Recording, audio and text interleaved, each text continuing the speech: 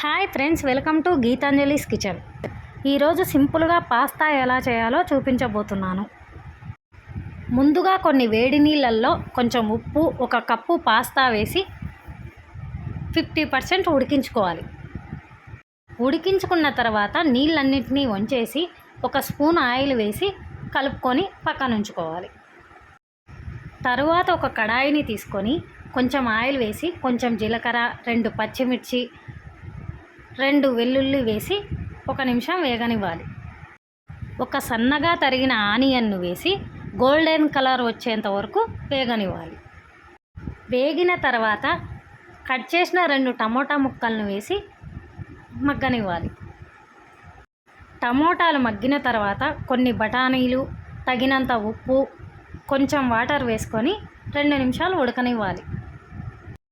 తరువాత మసాలాలన్నీ వేసుకొని కలుపుకోవాలి. కలుపుకున్న తర్వాత పక్కనుంచుకున్న పాస్తాను వేసి కలుపుకోవాలి. తరువాత ఒక ప్లేట్లోకి తీసుకొని కొంచెం కొత్తిమీర, కొంచెం నిమ్మకాయ వేసుకోవాలి. అంతే ఫ్రెండ్స్, సింపుల్గా పాస్తా రెడీ.